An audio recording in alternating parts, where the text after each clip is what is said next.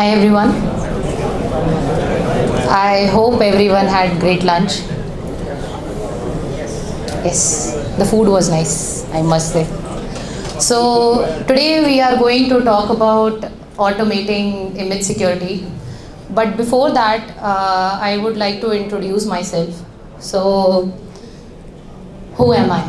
I am guessing many people here must be aware of this command. So I am a mother. I have been a Linux system administrator for quite enough time. I have been an open source contributor to systemd, and currently I am working as a developer advocate at Infra Cloud Technologies. But these are just the stats. I would like to address a little part of my journey over here, because this platform is good and there are a lot of people from various domains. So I have been in tech from past 10 years. I started my journey in tech, I think in 2014 from my college, where I was developing email server on Debian. That was my first project on a Linux based system, completely CLI, installing postfix, dovecot and all those stuff. So when I started doing all that, being a girl in tech, I used to be the only one in the lab and rest of the guys. So from there till today, I think the number has not progressed well, and that is why I want to address that. If you have women in your community, or who are in tech, the girls that are there in college, if you can support them, and push them towards coming to these conferences, attending talks, it would be good, because these things actually help. Because when I got married and I had my child, I wanted to take a break, but then the thought of taking a break used to bring lots of thoughts that, what if I don't, if I want to come back, what if nobody gives me the opportunity, right? That is a big question that comes in the mind. I want to take a break. I deliberately wanted to take a break because family comes first. That's very natural to me. But I was so hesitant, and back of my mind, I knew that coming back will not be easy. And I don't know if my organization will appreciate saying this, but I am really thankful to InfraCloud and my CTO specifically to taking a chance on me and giving me this opportunity to actually prove myself that today in a year I have been able to develop a course, and that course has been is live on Linux Foundation LFS 255. So if you are someone who is in tech community and who has been working long enough, see, I was not, when I was giving interviews after trying to come back, I was actually working with Outreachy. I was an Outreachy intern at that time, but to still prove my skill set that I am capable enough, I was tested on things that I didn't even know, or I knew long back. People were testing me on concepts of Python. I have learned that long back, not today, I don't know, but that doesn't mean I cannot learn over time. So what separated InfraCloud from other companies was they tested me on my current skill. They gave me a task to develop an application on using any programming language. So programming language was not the criteria. It was how capable I am in solving problems. Then they gave me a release note and asked me to write a technical blog on what was happening in that release note, what features were released, how things were before the features. That was all my thought process actually, but yeah, I mean, I was able to write those things. And then the company took a chance on me, and I was able to come forward, write. I think I have written at least 10-12 articles in past 1 year. Came across, I don't know, I think 7-8 technologies in this 1 year, all because someone took a chance. So if you are there because I see many leaders over here, if you are there in the community and you see a woman who is trying to make a comeback, test on the skills which are actually required. And then if you take a chance, you don't know, I mean, wonders can happen, right? Lot of talk. So moving on, security. So how many of you here are parents? Okay. So, and parents of your cluster or infrastructure? You should have got your teacher. So when you are a parent to your cluster or your infrastructure, all the responsibilities fall on you. Like you are a parent to a child, You are parent to your cluster or infrastructure, everything is your responsibility basically. You have to take care of security, you have to take care of observability and all sorts of ILTIY. But what happens if you miss something? Okay, then it's fine. So if you leave your infrastructure open, vulnerabilities will end up. Okay. Similarly, if you leave your house or your kitchen open, your kids will end up in the kitchen, and that's when the incidents happen. So how you can avoid this actually? By defining security or policies. I think in the morning Rahul defined some of the importance of policies, so that was nice. So if you have right policies, right security implemented from day zero, so your child comes in, you have baby proofed your home, right? Similarly is the case with your infrastructure. If you have done enough proofing from day zero, you don't have to worry about things like this. So in my last talk at Chennai meetup, I think I spoke about this, that your kitchen is like a cluster, like an infrastructure only, where Kubernetes is managing everything. Now, you need rules basically to avoid incidents. Now, these rules are basically going to help you in ensure security. Now, if you have defined some policies, like if you have installed certain baby proofing stuff, this won't happen and incidents would finally be avoided. So similarly, in Kubernetes, there are many ways you can implement security. The first one is role-based access control. This is actually my favorite. So your kid is not allowed in the kitchen.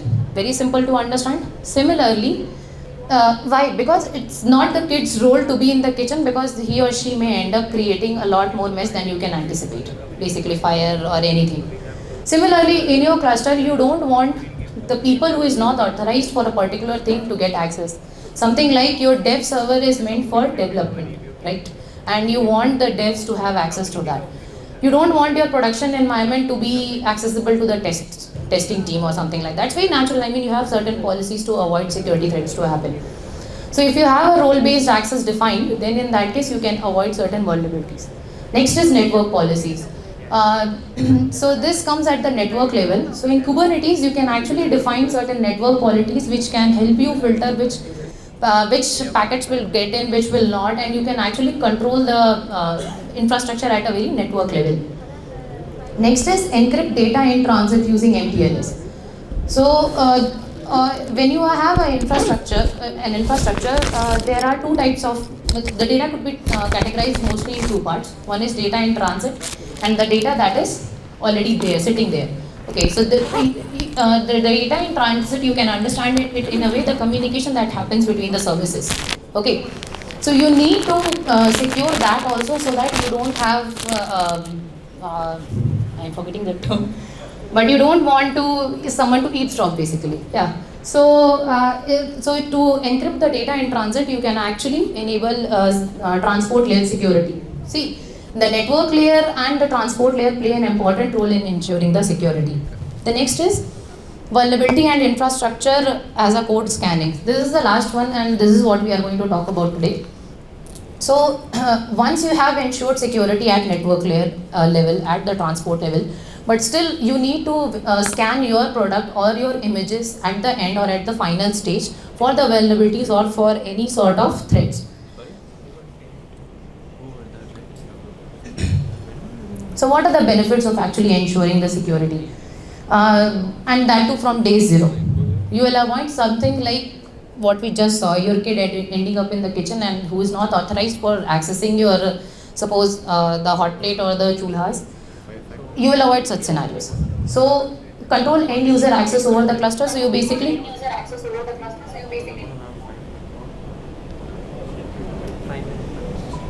we are good.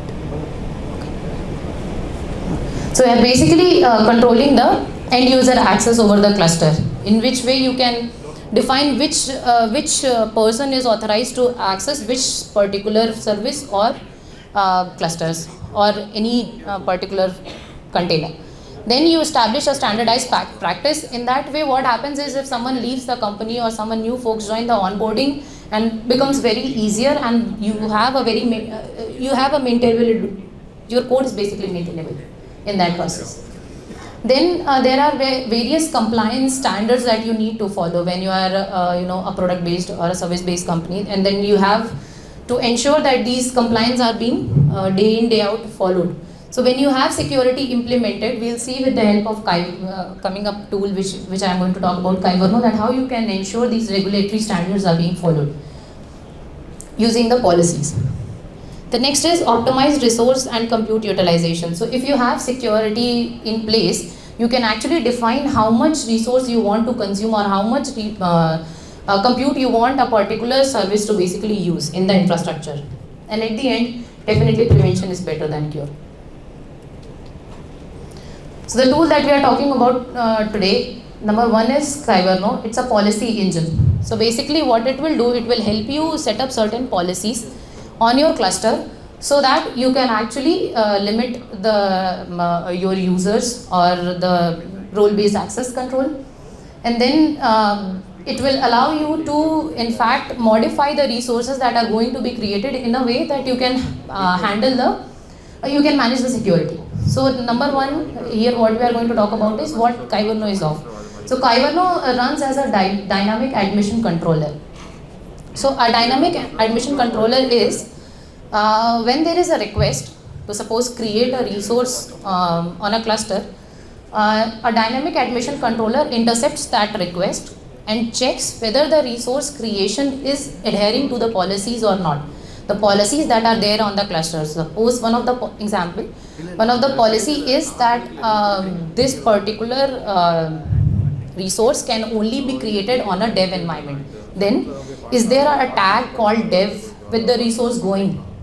So in that way, when you are defining this policy, what you are doing is you are ensuring that the dev resources are created on the dev cluster only and not on the production cluster.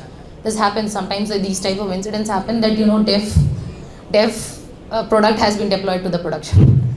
So to avoid such things, you have already defined a policy. Now when Kyverno intercepts that request of resource creation, it will check whether this policy is being adhered or not. If it is, well and good, allow the request. If it is not, then Kyverno allows, based on how the policy is written, you can actually mutate that particular resource creation request and modify it to add the tag and then create the resource. Okay. And then it also allows, so first one was validation, which happens with the dynamic admission controller. The next one was mutate. Now when you talk about DAC, what happens, the sequence is first the mutation happens and then the validation. Okay. Then suppose if I am creating X resource and I want Y to be created along with it. So suppose I am creating a deployment and I want a service to be created along with it. I can actually write a policy for it. So if someone is creating deployment in this particular environment, then you also create a service for in the same environment. So something like this you can automate. Just a second.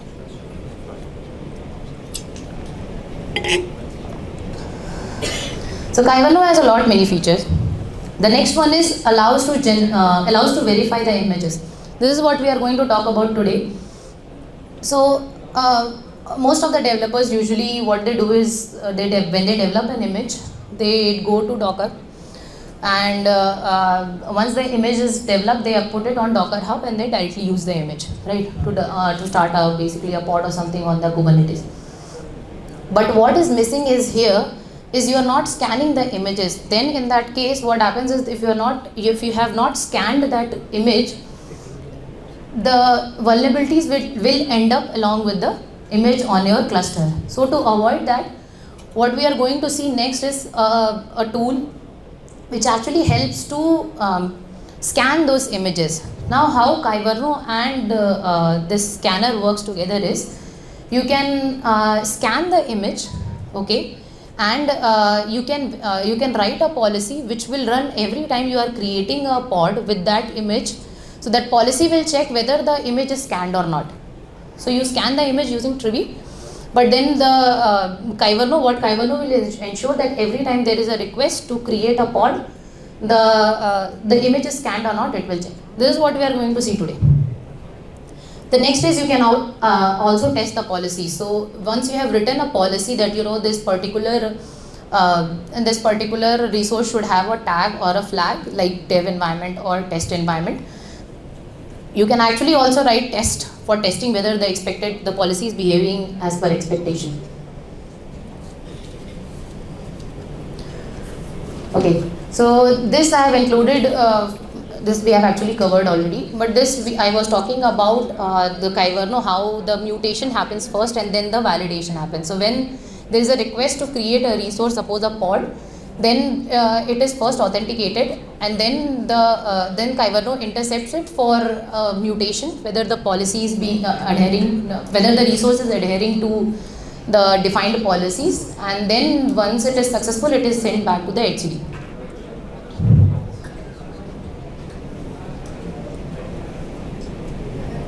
Trivy.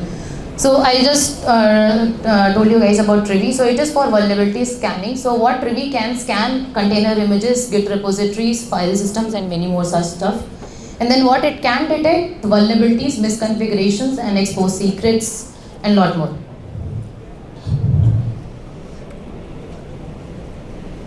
So today we are going to see a demo of how you can actually scan your container image using Kyverno and Trivy.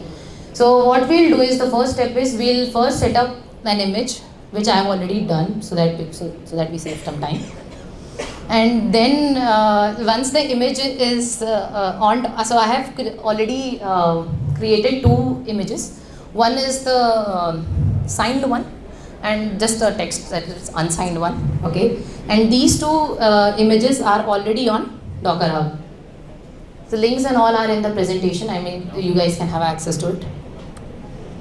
Then I have installed Trivy and Cosign on my local machine. So with Trivy, we are going to scan the image for vulnerabilities, and with Cosign, we are going to sign and attest the image.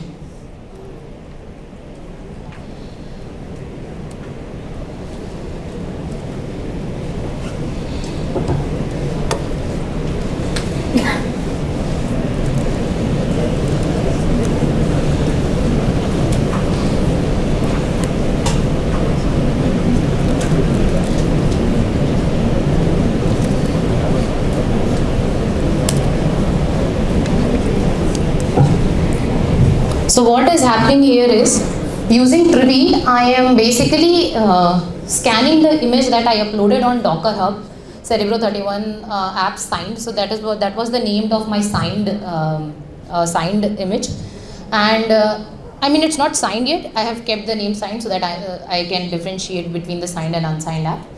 So currently what we are doing is, we are scanning the image for vulnerabilities and storing it in a file, vuln.json. So the vulnerability scan is complete, and you can see there are no vulnerabilities in the image. Next is, what we'll do is, we'll generate a key pair to, so you need a key pair to sign basically your image, the scanned image. So I'm generating a key pair.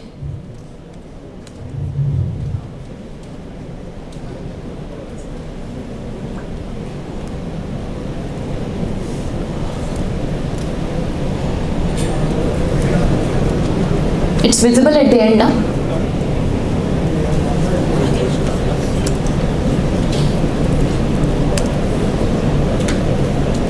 Is it possible to zoom in? Yes, I'm doing.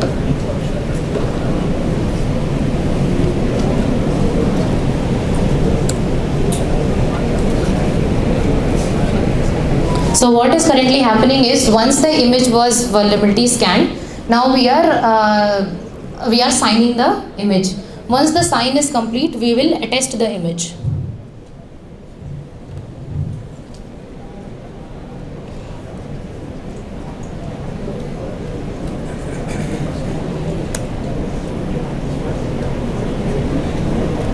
So using the key pair that I generated, I am now attesting the image. So you can see the image has been scanned and now it has been signed. So now when I'm going to use this image, Kyverno I'll use this image, then I can see whether I'll be allowed to create the resource or not.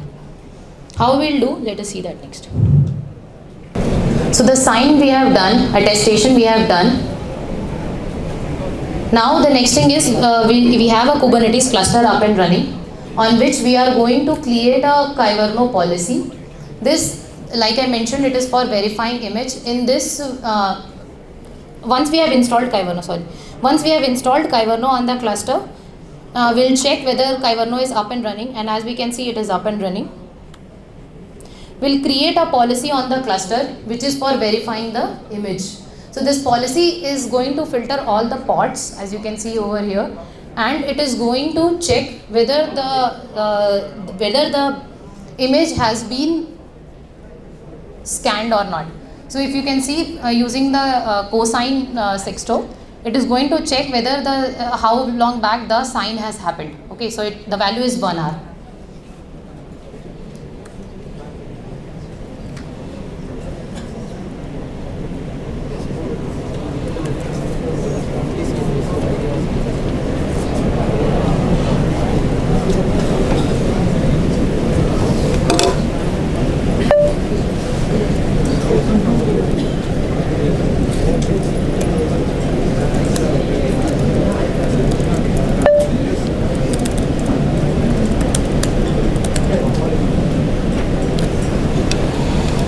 So this is the Kyverno policy I just showed you.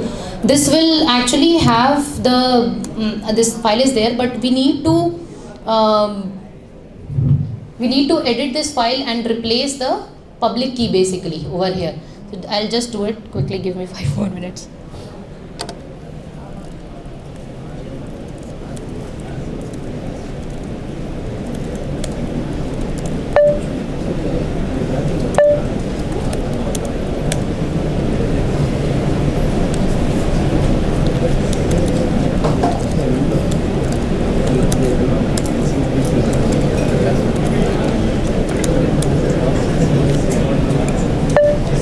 So in this file, what we are doing in the policy that we have written, what we are basically doing is we are adding the public key, which we use the key. So this will be used to check whether the image that we are going to use is signed or not. Okay.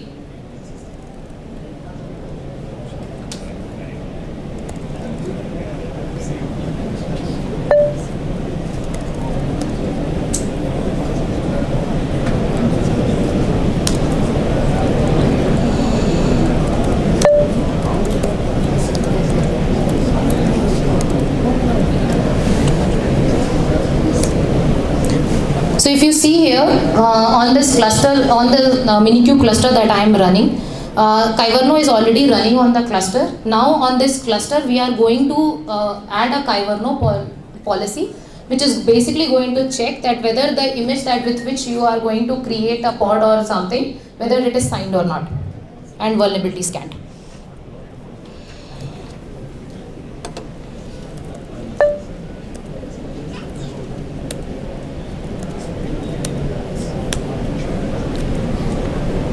So the policy is created on the cluster. Now let us go and create a pod using the unsigned one. So in the beginning I showed you guys two basically container images, right? One which was unsigned and one which was signed. So if I use now on my cluster to create an image, to create a pod without a signed image, what is happening is it says Kyverno has denied the request of creating the pod. Why? Because check vulnerabilities. So the scan is failing for the image because it is not adhering to the policies. So in this way, what you have done is, using Kyverno, you have automated the image verification, and then you have at the same time used Trivy and cosine to basically scan the vulnerabilities from your image and sign your image. So basically you are ensuring security in all possible ways for your container images. Now let us try to create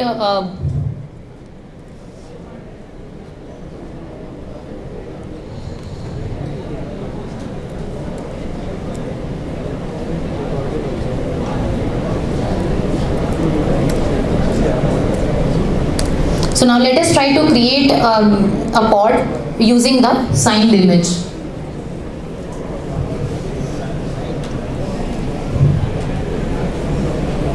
So you can see the URL that I am using is of directly docker.io. So it means the image is already on the Docker Hub. So we just signed it, and now we are trying to run a pod using that image which we just signed. So you can see the pod is created.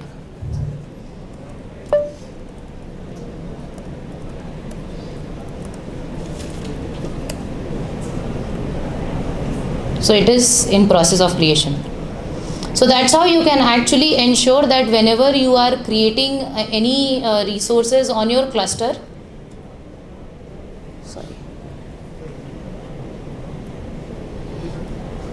resources on your cluster, then while doing that, you ensure security from day zero. So if you are building a very simple image like we just did of hello world, in that case also the image can be scanned from day zero. So if you do that, you are basically avoiding any possible security threats from day zero. So we just created the pod using the signed image and the creation was successful. That's all.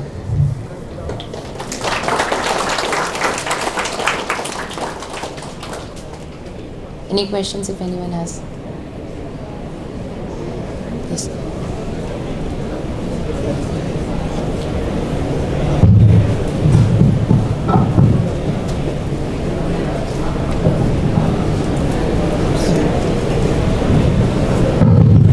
Okay, so I have a question on, so I'm not an expert in Kubernetes and infrastructure, but I have been using some of the images like which were publicly available in docker.io.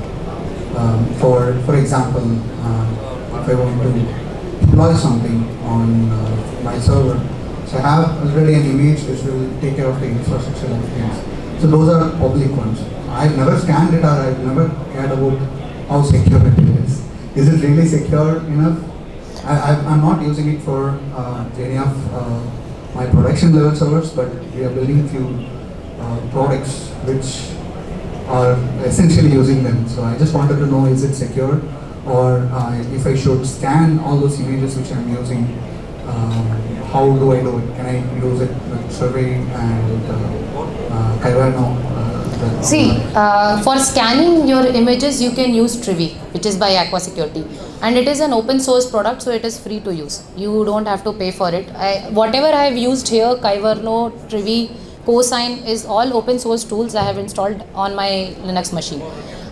To answer the second part of your question, yes, you should scan all the images that you are deploying. That if you have recently read about exit that I was discussing before this talk, there has been such vulnerabilities detected that God knows existed from when. So you won't know until you scan. Okay, so it's better you scan those images using Trivy. It won't take much time. You just saw, although I scanned a very hello world type of image, but if you keep scanning, you will at least know what are the threats, whether you should be you should be focusing on using such things, or there are alternate solutions. So there are many alternate solutions available definitely for the same feature that you are trying to implement, right? So if you can, you should do it. Okay. Yeah. I think that answers my question a lot. And also I have another doubt. It's a no question, so consider me as a no. So there are images that I have been seeing. For example, if I'm trying to deploy a Node.js, Express.js application into some server randomly. If I want to do it, I see images which are Node.js, but on some other streams I believe they have forked it, but I'm not sure how it works exactly. But is it safe to use those as well, without scanning or with scanning? See, I wouldn't say it is safe to use without scanning, okay, because I have seen fair number of issues being reported on Kubernetes page itself, wherein there have been incidents because that have happened because the images have not been scanned, and that is why the focus has been towards the shift left. So as much as you had shift left, you focus on security from day zero, you are going to avoid issues at the end or whenever you find it out. And the sooner you focus on security from day zero, the better it is. Okay. Right. Whether it is a public one or your own. In-house or public, I mean, see, the public ones, they might be aware of it, or they are working on it. So most of the products have these type of pages where they write the known issues. So you can go and check whether these known issues are going to impact you. You can discuss with your SREs and all. They can let you know whether these issues are going to impact or not. Right? So if suppose you have issues in SSH, you don't want to use that type of product. There are backdoors in SSH, and you end up using such image which has backdoors and that is allowing access to your infrastructure by some random people, random folks who can attack your cluster. You don't want to use that type of image, right? So yeah, I mean, there are pages of known issues about a product. If you can, those are not much, but if you can go through it, identify some relatable ones, then don't use it. Thank you so much. It opened up my eyes in different perspectives. Thank you so much.